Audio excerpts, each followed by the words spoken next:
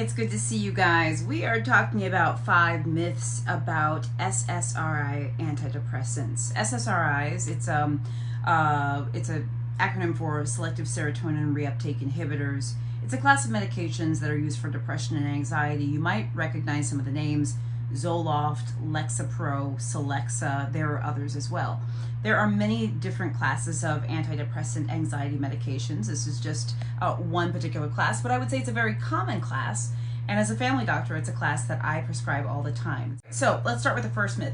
One of the things my patients tell me as to why they don't want to start depression or anxiety medications is they're worried that they're going to become addicted. And I completely understand that concern. It's a big concern. It's a very important concern.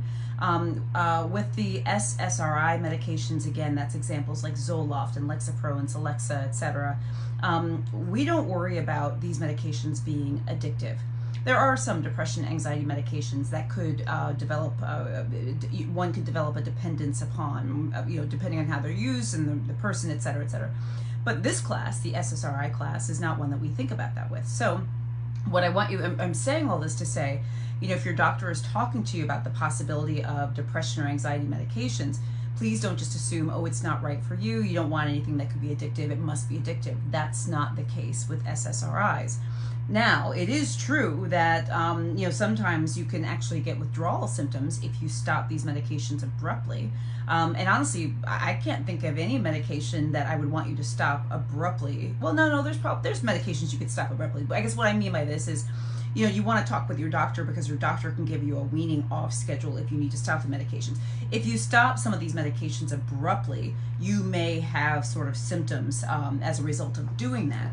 But we do not think of these SSRIs as being addictive. The other thing is that, the other myth is that they start working immediately. Now, they do start working in your body. Okay, remember this class of medications can help with anxiety and depression, and it kind of works in the brain, works with the chemicals in the brain. It does start working clearly because you're taking it. However, you may not notice an improvement or a change in how you feel until anywhere from 4 to 8 weeks after you start the medications.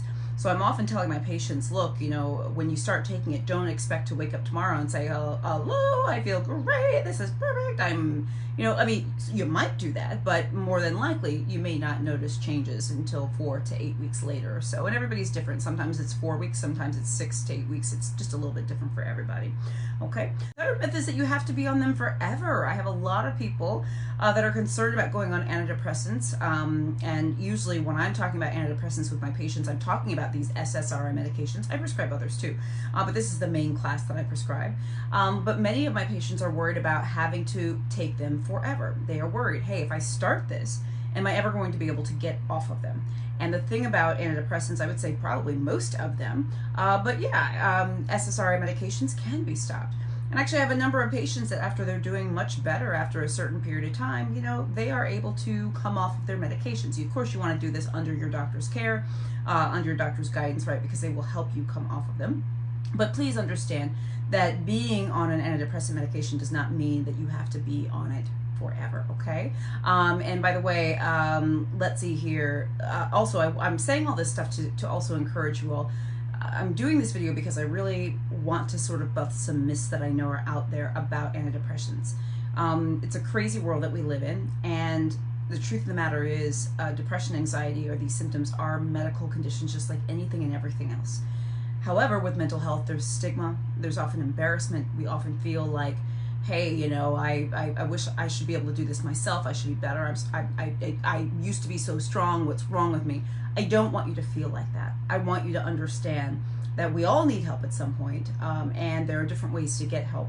And antidepressants, if a doctor or someone recommends them, is not necessarily a bad option for a lot of people, okay? Let's see here. Let's go on to the next myth, okay?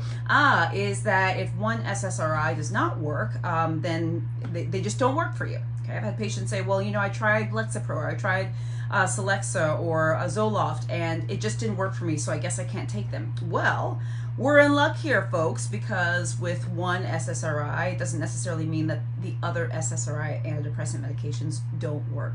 So, sometimes one works a little bit better for you than another one. That can happen, and that's okay. So in other words, don't give up is the point. Don't give up. you may actually find that while one didn't work, another one does, okay? The last myth is about the symptoms, okay? So first of all, many of the SSRI medications are weight neutral, which means that's one of the questions a lot of people ask me is, am I going to gain weight? Which of course is a concern. Many of them are weight neutral, which means it doesn't tend to happen with them. The other thing to keep in mind is, yes, you can have some side effects or some symptoms from them, but those symptoms may and often do resolve after a few weeks of taking the medications. Nausea is a symptom that I tell my patients, hey, you might have a little nausea, but actually for most people, and many people rather, that will go away after some time. Or other symptoms that you may have. Your doctor will go over that with you, okay? So I hope this helps you see how common this is and how not alone you are. Remember to pay attention to your mental health. And if you've been thinking for a while, gosh, I really am not doing well, I really need some help, I need some assistance, you know what? This is your time. This is your time to reach out for it. And it doesn't have to be complicated. Just pick up the phone, call your doctor, make an appointment and say, this is how I've been feeling and I don't know what to do. And that's what we'll do, is we'll help you, okay? Please keep sharing with one another, because I often see that your comments help other people. And I'm so, so grateful for you for that. Just know that I support you, and the goal is for us to get through this crazy time all in one piece. So, all right, friends, love y'all. Make sure you check me out on TikTok and Instagram and Twitter at Dr. Jen Caudle. Also, sign up for my free health newsletter at my website, drjencaudle.com. Free health newsletter at drjencaudle.com. And many of you guys have signed up to receive my daily health tips. There's a 7-day free subscription for that, where you get free health tips. They're not free, I'm sorry, 7-day free subscription, but you get health tips emailed to your inbox every single day. Short tips. It's $4.99 per month. But there's a 7-day free trial. You can sign up for that at drjencaudle.com as well. Anyway, guys, I love you all. You're amazing. Okay, talk to you soon.